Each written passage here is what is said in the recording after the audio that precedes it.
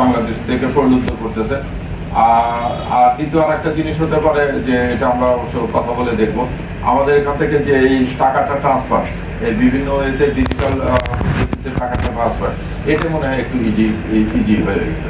তো আমরা এগুলো নিয়ে যারা আইন পরিণত আছে তাদের সঙ্গে কথা বলবো।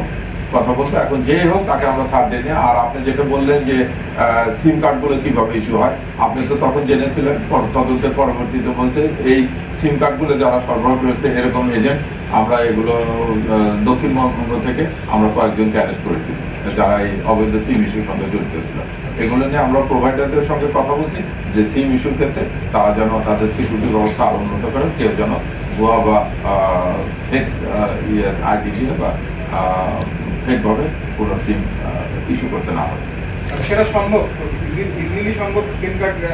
আপনাদের কি মনে হচ্ছে সিম কার্ড কালেক্ট করা? আমি যদি একটা ভুয়া সিম কার্ড, মানে আমি ফেক আইডেন্টিটি তৈরির ফার্স্ট স্টেপটা হচ্ছে ভুয়া সিম কার্ড কালেক্ট করা, সেটা কতখানি ইজি আসলে বাংলাদেশে রাইট নাও? ইজি মানে আমাদের কিছু দুর্বলতা আছে। আপনি একটা সিম কার্ড ইস্যু করতে গেলে প্রথম হচ্ছে যেটা আছে আপনার বায়োমেট্রিক। জানেন না, আপনি একটা এনআইডি এগেইনস্টে আপনি 16টা সিম ইউজ করতে পারেন, 16টা সিম ইস্যু করতে পারেন।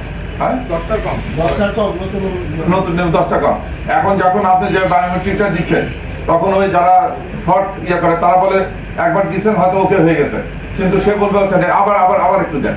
এই যে দিয়ে আপনাকে বারবার প্রেস করে নিচ্ছে, এই ততগুলো সিম আপনার নামে ইস্যু হয়ে যাচ্ছে। তাদেরকে তো আমি বললাম যে যারা এই কাজ করেছে তাদেরকে আমরা এই যে অ্যারেস্ট করে নিয়ে আসছি। ওই একই অবস্থা, অশিক্ষিত লোক যাচ্ছে বলতেছে হয়নি আবার একটু যায়, আবার চাপ দিচ্ছে, সে যে কারবার চাপ দিচ্ছে হয়তো তার নামে একটা সিম তুলে আছে, 7বার চাপ দিলে আরেক 7টা, সে তো 7টা সিম নিয়ে এই অবৈধ কাজগুলো করাচ্ছে। তাই এটা যারা করতেছে আমরা তাদেরকে অ্যারেস্ট করেছি এবং এই অব্যাহত থাকছে।